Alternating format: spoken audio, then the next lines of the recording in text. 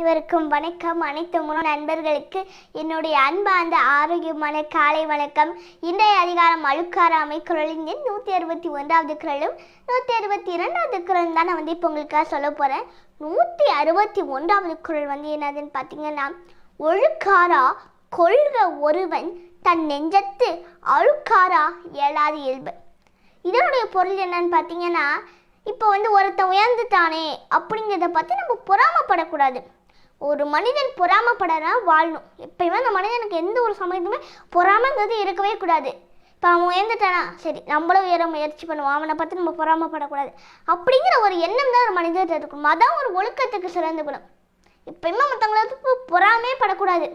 நம்மக்கிட்ட என்ன இருக்கோ அதை வச்சு தான் வாழணுமே தவிர மற்றவங்களை பார்த்து பொறாமப்படக்கூடாது.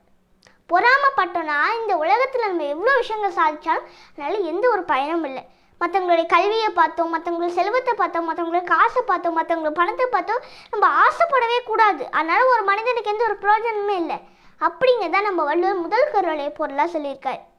அடுத்த குறள் என்னன்னு பார்த்தீங்கன்னா, விழிப்பேற்று நகத்தோப்பது இல்லை யார் மாற்றும் அழுக்காற்றின் இன்மை பெரிய. இதனுடைய பொருள் என்னன்னு பார்த்தீங்கன்னா, ஒரு மனிதன் எவ்வளோ பெரிய பகவீராக இருந்தாலும், எவ்வளோ பெரிய ஒரு செல்வம் அவன்கிட்ட எவ்வளோ செல்வம் இருந்தாலும் மற்றவங்களை பார்த்து பொறாமப்படாமல் இருக்கணும்யா. அதான் ஒரு மனிதன் சிறந்த குணம். அதை விட வேறு எதுவுமே அவன்கிட்ட சிறந்த குணம் இல்லை. பொறாமப்பட்டானா அவனுக்கு எந்த விஷயமே சாதிக்கவே வராது. அவன் பொறாமப்படாமல் தாங்கிட்ட என்ன இருக்கோ அதை வச்சு ஒரு சிறந்த முறையில் தாங்க வாழணுமே தவிர மற்றவங்களை பார்த்து பொறாமப்படக்கூடாது. ஒரு மனிதன்கிட்ட என்ன இருக்கோ அதை வச்சு வாழணும். அதான் நம்ம வள்ளுவரோடைய மிகப்பெரிய கருத்து. இதே மாதிரியே அழுக்காராமையில் இருக்கக்கூடிய எல்லா குறளுமே பொறாமை இல்லாமல் இருக்கணும் அப்படிங்கிறது சம்மந்தப்பட்டதாக தான் இருக்கும். இப்போ இந்த அளவுக்கு என்னுடைய ஃபேஸ்புக்கு நான் போடக்கூடிய ஒவ்வொரு நல்ல பதிவுகளுக்கும் சப்போர்ட் பண்ணக்கூடிய எல்லாருக்குமே என்னுடைய அன்பார்ந்த நன்றிகள். கண்டிப்பாக நான் தொடர்ந்து இதுபோல் நிறைய நல்ல விஷயங்களும் கூட பகிர்ந்துப்பேன். அனைவருக்கும் நன்றி. வாழ்க வளமுடன். வள்ளுவன் புகழை நாம் என்றும் போற்றுவோம்.